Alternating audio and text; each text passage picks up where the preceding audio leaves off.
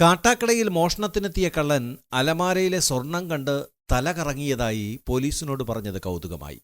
കട്ടയ്ക്കോട് സ്വദേശി ഷൈനിന്റെ വീട്ടിൽ നിന്നും 72 പവൻ കവർന്ന കലിയൂർ സ്വദേശി ശ്രീകാന്തിനെ കാട്ടാക്കട പോലീസ് തെളിവെടുപ്പിനായി വീട്ടിലെത്തിക്കുമ്പോഴാണ് കള്ളന്റെ ഈ കൗതുകം നിറഞ്ഞ കമന്റ്.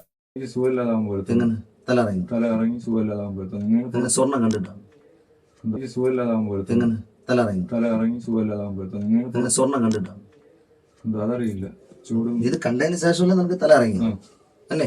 പിന്നെ എന്നിട്ട് ഇത് എടുത്തുകൊണ്ടാണ് ഞാൻ ഇവിടെ ഇറങ്ങുന്നത്. തെളിവെടുപ്പിനിടെ കൃത്യം നടത്തിയ രീതി മോഷ്ടാവ് വിവരിച്ചു.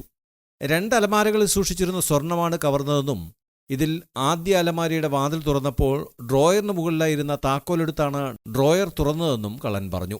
ഒരു കൂസലുമില്ലാതെയുള്ള മോഷ്ടാവിന്റെ പ്രതികരണം നാട്ടുകാരിലും കൗതുകമുണർത്തി.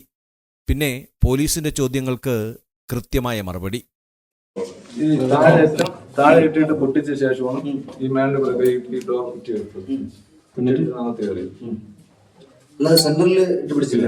ഇല്ല കേട്ടോ.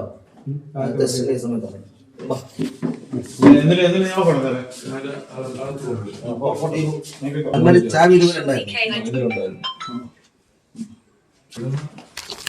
മാലയും ഒരു പോണിക്കകത്ത് കുറച്ചെന്തോ എന്താണെന്ന് കൃത്യമായിട്ട് ഓർമ്മയില്ല.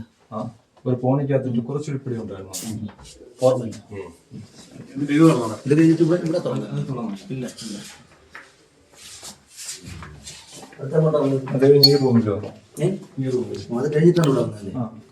ശരി, ഇവിടെ വന്നിട്ട് ഈ റൂമിലൊന്ന് ചാവി ഇവിടെ ഇരിക്കുകയായിരുന്നു. അതെങ്ങനെ ഇവിടെ നിനക്ക് കാണാൻ പറ്റും?